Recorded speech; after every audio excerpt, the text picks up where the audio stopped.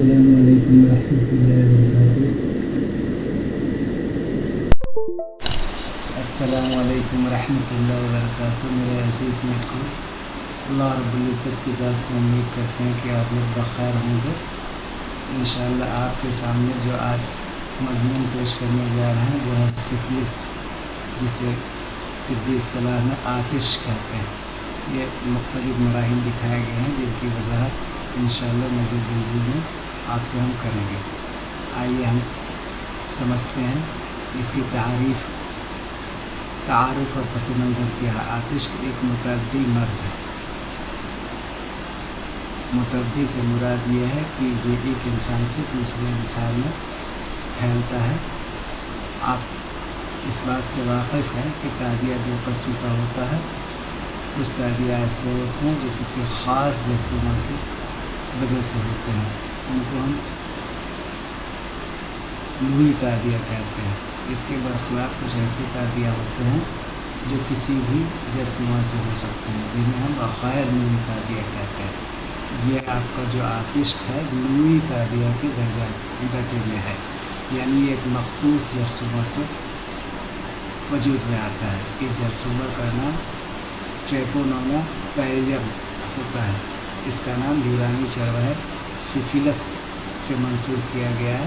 سب سے پہلی بیماری جو ہے اس چرواہے میں رپورٹ کی گئی تھی، اسی کے نام پر اس کا نام سفلس رکھ دیا گیا ہے، جو ٹریپونوما پیلیرم نامی جرثومہ سے وجود میں آتا ہے۔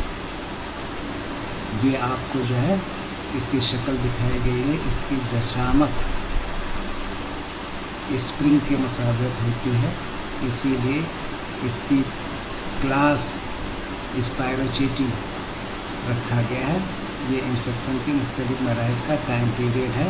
انفیکشن ہونے سے 2 سے 12 ہفتہ تک یہ جو ہے پیسو رہتا ہے، اس کے بعد ایکٹیو ہو جاتا ہے، اور جو ہے پرائمری سفلس اس کو کہتے ہیں۔ اس کے کیا علامات ہیں یہ آگے کی سلائڈ میں۔ پھر 1 سے 6 ہفتے کے بعد یہ جو ہے سیکنڈری اسٹیج میں چلا جاتا ہے۔ پھر اس کے بعد اس کی مخفی یا مستتر اسٹیٹ آتی ہے، اور پھر جس میں جو ہے یہ 20 سالوں تک اس میں جو ہے رہ سکتا ہے مخفی اسٹیج میں۔ پھر اس کے بعد ٹرشیری اسٹیج میں داخل ہو جاتا ہے۔ آئیے ہم اور دیکھتے ہیں یہ جرثومہ ٹریپونوما پیلیرم کی قسم اسپائروچیٹی، جیسا کہ ہم آپ سے عرض کر چکے ہیں کہ اس کی جسامت اسپرنگ کے مانند ہوتی ہے۔ جس طرح سے اسپرنگ کوائل ہوتی ہے، اسی طریقے سے یہ جرثومہ اسپرنگ یا اسکرو کی طرح جو ہے اسپائرل ہوتا ہے، اسی لیے اسے ہم قسم اسپائروچیٹی کے رکھا گیا ہے۔ یہ خشک ماحول میں ہلاک ہو جاتا ہے اور نم جگہوں پر زندہ رہتا ہے۔ جنسی اعضاء کے ارد گرد جگہیں مقامات نم ہوتے ہیں اور ان کے لیے بہت ہی مفید یہ مقام ہوتا ہے۔ نم جگہوں پر زیادہ جو ہے نشو و نما پاتے ہیں۔ ان کی جو ہے اشاعت پھیلاؤ کے کیا کیا طریقے ہو سکتے ہیں؟ جنسی اختلاط یا نفوس، زخمی یا رطوبت کے ذریعے جو زخم بنتا ہے یا اس میں جو فلوئڈ ڈسچارج ہوتا ہے اس کے کانٹیکٹ میں آنے پر پھیل جاتا ہے، اور ماں سے بچے میں مشیمہ کے راستے سے، پلیسنٹا کے راستے سے ڈیلیوری کے وقت اگر ماں جو ہے اس سے انفیکٹڈ ہے تو بچہ بھی انفیکٹڈ ہونے کا امکان ہوتا ہے۔ پلیسنٹا سے ماں سے بچے میں منتقل ہو جاتا ہے۔ تو یہ 3 طریقے ہیں: جنسی اختلاط، غیر زخم یا رطوبت کے ذریعے، اور ماں سے بچے میں مشیمہ کے راستے سے۔ آئیے مختلف مراحل اس کے دیکھتے ہیں۔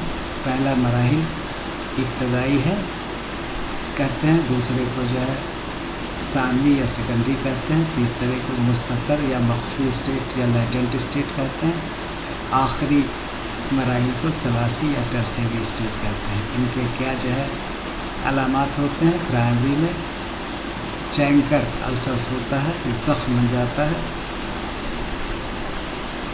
یہ جو ہے زبان پر بھی ہو سکتے ہیں اور جسم کے مختلف اعضاء پر ہو سکتے ہیں۔ ان کی تصویر آگے کی سلائڈ میں۔ ثانوی یہ ریش پورا جو ہے پشت پر اور دیگر مقامات پر ہوتے ہیں، بخار ہوتا ہے۔ کونڈائلوما لاٹا یہ جنسی عضو کے ارد گرد یا اس کے اندر पैपिलाई जो है बन जाते हैं बहुत सख्त। और ये दोनों स्टेज बहुत ही ख़तरनाक स्टेज होता है।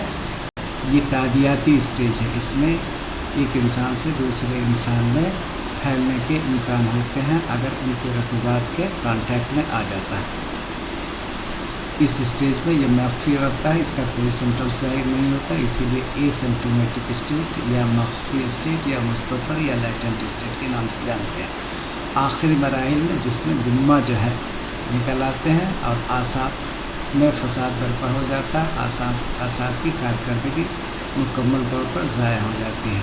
आइए तस्वीर के ज़रा इसी को हम समझते हैं। इब्तदाई आतिश जिससे हमने कहा था कि चैन सर बन जाता है, ये देखिए ज़ुबान की तस्वीर है और ये यहाँ पर जो है पूरा ये जो ज़ुबान में फसाद बर्पा है इस जरसूमा की वजह से। 3-4 हफ्ते बाद सब करा चैन सर ज़ाहिर होता है बग़ैर दर्द के। इसमें दर्द नहीं होता और खून भी नहीं दिखाई पड़ता, लेकिन ज़ख्म बना रहता है जो है और ये अल्सर के करीब हो जाता है।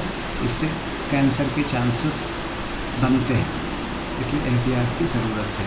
सानवी में आपको बताया था कि रैस ये आपकी हथेलियाँ हैं, हथेलियों के ऊपर रैस, ये आपके जो है जिनसी अज़ा के इर्द गिर्द जो है रैस बनते हैं। ये जो है कोंडाइलोमाटा लाटा की तस्वीर है, ये भी जो है जिनसी अज़ा के इर्द गिर्द अंदर तक ये पैपिलाई बहुत ही जो है सख्त जो है तरीक़े से और ख़तरनाक तरीके से दिखाई पड़ते हैं। आतिश मुस्ततर जैसा कि मैंने आपसे अर्ज़ किया कि ये जो है मख्फी है, इसमें कोई सिम्टम्स या अलामात ज़ाहिर नहीं होते। जरासीम मख्फी तौर से पैसिव स्टेज में जिसके अंदर शरायत करके बैठ जाता है और अंदर ही अंदर अपनी कारकर्दगी दिखाता है, लेकिन कोई सिम्टम्स ज़ाहिर नहीं होते, अलामात गायब होते हैं। मगर खून का टेस्ट मुस्बत होता है, चूँकि जरसूमा होते हैं इसीलिए मुस्बत टेस्ट होता है और कई साल तक रह सकता है। ये जो है इस शक्ल में जो है आखिरी स्टेज है आतिश सलासी या टर्सीरी स्टेज जिसे हम कहते हैं। आसा कल या बाप में गुम्मा की सूरत में देर से ज़ाहिर होता है। ये आप देखिए जो ये गुम्मा जो है ये आपके पेशानी पर है, ये इधर आपके जो है खोपड़ी के ऊपर है, ये नाक के ऊपर है, ये इधर आप कान के ऊपर देख सकते हैं, ये चिन से साइड में जो है गर्दन के करीब में है। तो पूरे जिस्म पर जो है गुम्मा के अलामात ज़ाहिर होते हैं। आसाब पूरी तरह से जो है बर्बाद हो जाते हैं, पैगाम भेजने और हासिल करने का निज़ाम मुअत्तल हो जाता है। क़ल्ब की बीमारियाँ जो है में इंसान मुब्तला हो जाता है और टिश्यूज़ में भी जो है ये गुम्मा ज़ाहिर होता है। खलक़ी आतिश ये ऐसा आतिश है जो माँ से बच्चे में मुंतकिल होता है, मशीमा या प्लेसेंटा के ज़रिए। माँ के ज़रिए नवज़ायदा में मुंतकिल, नतीजा इसकात हमल भी हो सकता है, मुर्दा बच्चा पैदा हो सकता है या बीमार पैदा हो सकता है। तशख़ीस इसकी VDRL test, RPR, FTA-ABA test, dark field microscopy. ये VDRL क्या है? जनरल डिसीज़ रिसर्च लेबोरेटरी, पहले इसमें जो है ये टेस्ट किया गया था। यह ख़ुसूसन आपके सिफिलिस के लिए टेस्ट है। ये टेस्ट मुस्बत आता है जब इस जरसूमा से इंसान अटैक हमला हो जाता है। RPR rapid plasma regain test है और fluorescent ट्रोपोनोमल antibody absorption test is a blood test that checks for the presence of antibodies to the Treponema. जब कोई भी जरसूमा का हमला होता है तो एंटीबॉडी रिलीज़ होती है। अब ये एंटीबॉडीज़ किस तरीक़े की हैं, कितनी मक़दार में हैं, ये सारा टेस्ट से आपको पता लग जाता है। इसके इलाज के लिए इब्तिदाई मराइल में पेनिसिलिन सबसे मुफीद एंटीबायोटिक है। इसका first line of treatment penicillin ही है। रोज़ाना 15 दिन तक आप इसको देंगे, सलासा दिन में 3 बार देंगे, 21 से 30 दिन तक देंगे। पेनिसिलिन हसास जिसको एलर्जी है पेनिसिलिन से, ऐसे के लिए डॉक्सीसाइक्लिन और टेट्रासाइक्लिन अदविया का इस्तेमाल किया जा सकता है। वसूल इलाज यूनानी की तरफ आइए। आप जानते हैं कि वसूल इलाज तशख़ीस मिजाज, तशख़ीस मादा और तशख़ीस मर्ज़, ये 3 तशख़ीस करने के बाद ही कोई यूनानी डॉक्टर आगे बढ़ता है। और जब आपने मिजाज का तख़सीस कर ली तो उसको तादील करेंगे, अखलाक का तशख़ीस कर लिया तो उसकी तादील, तनक़िया और तस्फ़िया करेंगे। और अगर जो है सब का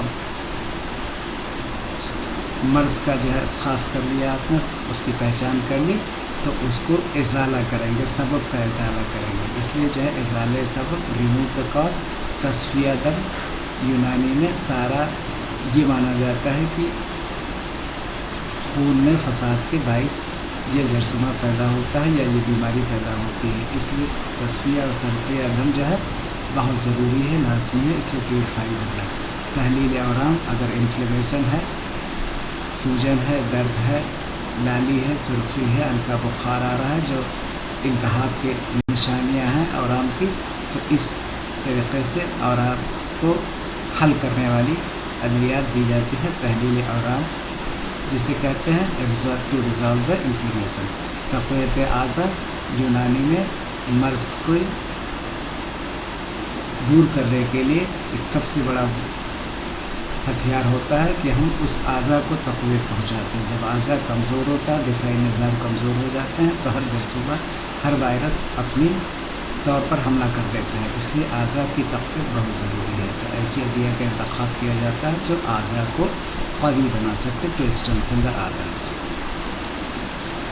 آخری تدابیر جو ہے آپ کو ہجامہ کٹنگ کریں گے، ارسال علق، لیچ تھیراپی جو جوک ہوتی ہے، اس سے خون باہر نکالیں گے جتنی ضرورت ہے. اور مریض کی جیسی کیفیت ہے، بہت کمزور مریض ہے تو اس سے کم خون نکالا جاتا ہے، اور قوی مریض ہے تو زیادہ جو ہے نکالا جاتا ہے. اس طریقے سے مریض کے حساب سے لیچ تھیراپی کی جاتی ہے. بعد فرمام کا اہتمام کیا جاتا ہے. دلک، نیم جو ہے ایسا پودا ہے جس کا روغن یہ اینٹی بیکٹیریل ہوتا ہے، اس لیے جراثیم کو مارنے کے لیے روغن نیم کا دلک ہم استعمال کرتے ہیں. علاج بالدوا، معجون عشبہ 5 گرام ڈیلی، ارک چوب چینی 100 ملی لیٹر دوا، شربت دینار 25 ملی لیٹر، مرہم دافع عشق، یہ آتش کو دفع کرنے کے لیے خاص طور سے ایجاد کیا گیا ہے. جو لوکل ارسل جو زخم ہو جاتے ہیں، جو قرحہ کی حیثیت پہ تبدیل ہو جاتے ہیں، جو دیر تک قائم رہتے ہیں اور جو بہت جلدی ٹھیک نہیں ہوتے، ان کے لیے مرہم دافع آتش ایجاد کیا گیا ہے. اس کا استعمال کیا جا سکتا ہے. مرکبات میں معجون عشبہ، ارک چوب چینی، شربت دینار، اکسیر سرطان یا خاص طور سے سرطان کینسر کے لیے دوا ہے، اکسیر سرطان، مرہم دافع آتش. غذا اور پرہیز پر ذہن مرکوز ہونا چاہیے. خواہ کے اعضاء کے قوی ہونے کے بعد اس کے لیے ہم ضروری ہے کہ اسپائسی اور فرائڈ تلے بھولے جو کھانے کو، مسالے دار کھانے کو ایوائڈ کریں. دودھ کا استعمال کو بڑھائیں. بارلی، یہ آپ کو ایک حصہ جو اور 14-15 حصہ پانی لے کر اس کو ابالتے ہیں. جب ایک ہلکا بھورا مائی شکل میں جو ہے فلوئڈ تیار ہوتا ہے، اس کو چھانے کے لیے، جس کو ماؤس شہید کہتے ہیں، اسی کو یہاں پر بارلی واٹر لکھا گیا ہے. یہ یونانی میں خاص غذا ہے. ماؤس شہید. فروٹس، یہ پھل کا استعمال بڑھا دیں گے. گرین، ہری سبزیوں کا بھی استعمال بڑھائیں گے جس سے آپ کی امیونٹی پاور بوسٹ ہو سکے. مسالہ دار اشیاء، شراب وغیرہ سے پرہیز کرنا لازمی ہے. احتیاطی تدابیر، محفوظ طریقے سے جنسی اختلاط، screening of blood, personal hygiene, اپنی ذاتی صحت اور صفائی کا خیال رکھنا ہے. خلاصہ، ٹریپونیما پینڈل کی وجہ سے متعدی مرض ہے، رادیاتی مرض ہے جو ایک انسان سے دوسرے انسان میں پھیلتا ہے. ابتدائی تشخیص اور بلغز پنسلین وغیرہ سے اس کا علاج ممکن ہے. احتیاط کی تدابیر اختیار کرنا ضروری ہے. فی امان اللہ.